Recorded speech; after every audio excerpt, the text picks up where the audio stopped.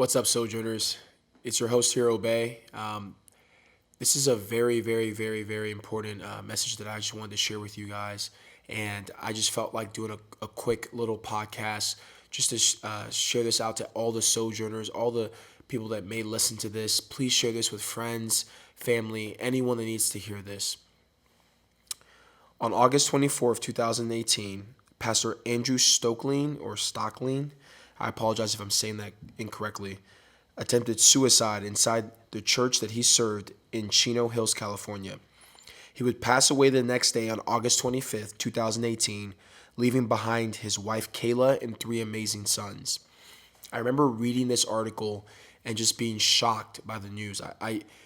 I never really heard of a pastor, especially a pastor at a very thriving, popular church in California, committing suicide and killing himself. It just didn't make sense to me.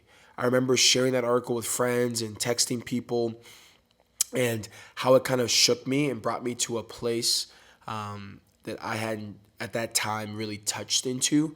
As someone that's regularly learning about themselves and growing and learning about the emotions that we all kind of either sweep under the rug or don't address, and being vulnerable and being raw and real, it just felt like a moment to pause and be like, whoa, like a pastor just committed suicide. Someone who knows the gospel, who knows God loves them, committed suicide. And I was sharing that with friends. And I just think that because of the degree of separation between me and Pastor Andrew, I live in Virginia and he lives in California, I kind of just didn't think anything else of it. I prayed for his family. I prayed for his kids, and I felt sad, but I didn't really, cry or get emotional in that way. I just was like, it really caused me to pause and have conversations with some of my friends, just be like, whoa, that's crazy. And I think that for me, that was like one of the few times that I'd ever really thought about suicide and what that means, and mental illness in that way, that you just how it can be something that affects so many more people. The ripple effects can travel as far as me in Virginia.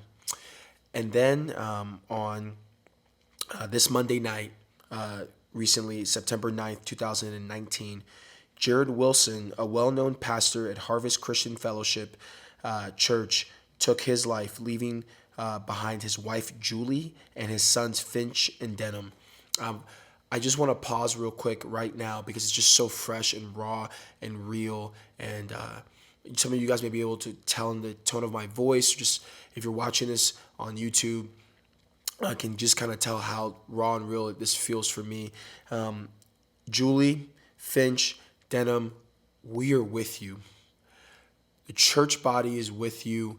I'm just, my prayers go out to you. My heart goes out to you. I don't know how I can just let you know, but just right now in this video, and I just want you to know privately as well as publicly that you are not alone. This is one of the most devastating things anyone can go through. And so I just want you to know that the church body around the world just feels your pain with you, and we are mourning with you, we are weeping with you, we are grieving with you, because this is just so sad. Jarrid Wilson is someone that I had followed for a very long time. Read a lot of his tweets, was planning on getting one of his books, and I know that he and his wife had just started a nonprofit called Anthem of Hope, which is a nonprofit that's dedicated to helping people dealing with depression and suicidal thoughts. And this is something that I think the church body at large has a lot of people struggling with. And I think that for me, this just wrecked me and really deeply hit me, because the degree of separation was closer to me. And so I immediately thought to one of the hardest times of my life, which was January 2017 until around December of 2018, where I was kind of just going through one of the hardest seasons of my life, really, really, really, for the first time in my life, really struggling with and this is nothing diagnosed, it's just some of the things I believe that I was struggling with, just deep sadness, a deep loneliness, a struggle to find my purpose in the world, and kind of what God really wanted me to do, and I just didn't feel in my just believing the lies that were thrown into my head, like I wasn't loved, that I didn't matter, that I didn't have anything to give to the world, that I was gonna be stuck sitting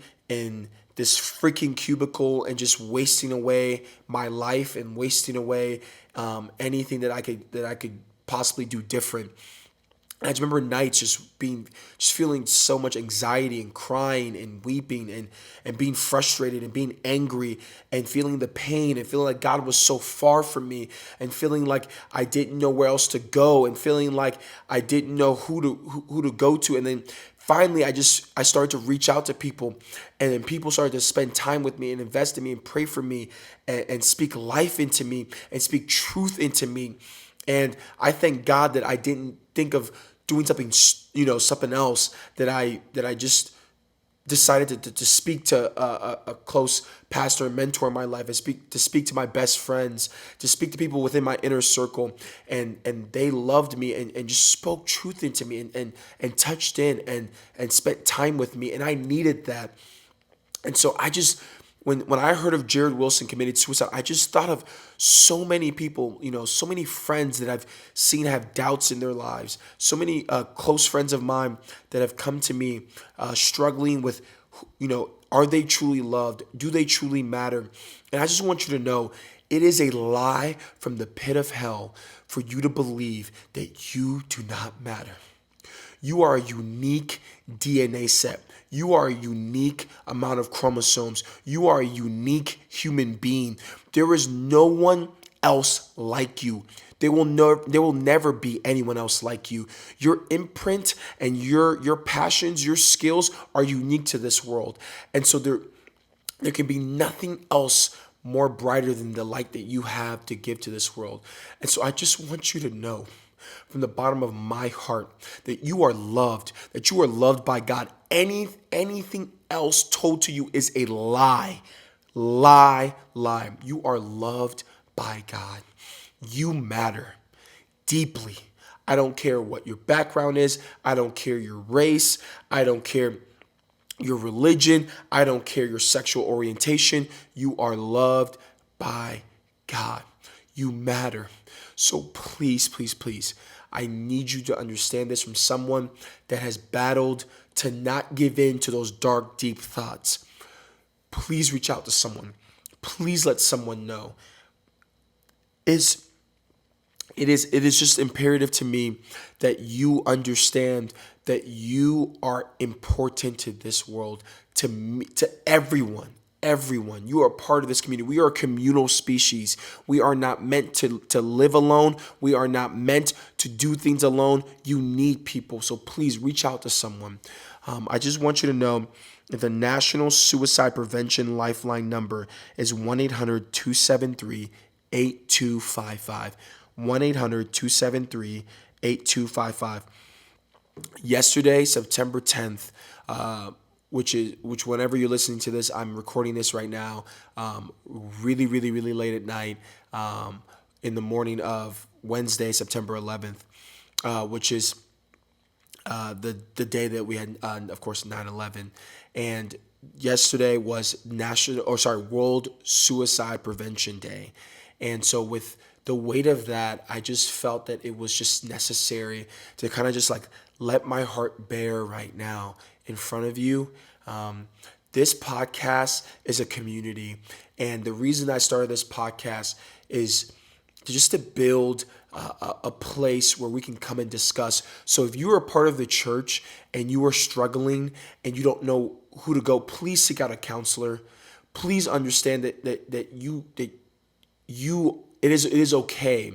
That it is okay for you to step in to a counseling office and get help. It is okay for you to love yourself. That you may have issues. We all have issues. We all have things we're struggling with. but it is okay to have issues and to get some help, to talk things out. I think of my good friend Dominique, who has a podcast. Like it's 10-minute talks with Dom, and perspectives. And it's just 10 minutes talks with her, and I'll link her podcast below. And she just kind of gives she's in the clinical mental health field, in the marriage and family counseling clinical mental health field, and she just helps people in just quick little podcasts to think ways that they can love themselves better, have compassion with themselves. And that's something that's very, very hard for me. I'm a big perfectionist. When I mess up, I'm just so hard on myself. And I think that there's a lot of people that are very hard on themselves. They think that like, oh, I shouldn't be vulnerable, that I shouldn't, and it's weak for me to cry or to get help. I go to a counselor. It is okay to step into some professional counseling and to talk to someone. It is okay to call this hotline number and speak to someone. It is okay to come around your best friends, your homies, your boys, your sisters, and just talk. Pour some wine out or get some water, have whatever beverage you want, and just, chop it up and let yourself be bare and to be your real self. Peel back your mask and let yourself be real. The world needs to know the real you. Do not wear a mask. Do not carry those burdens anymore. It is okay to not be okay. It is okay for you to doubt your faith. It is okay for you to not feel loved or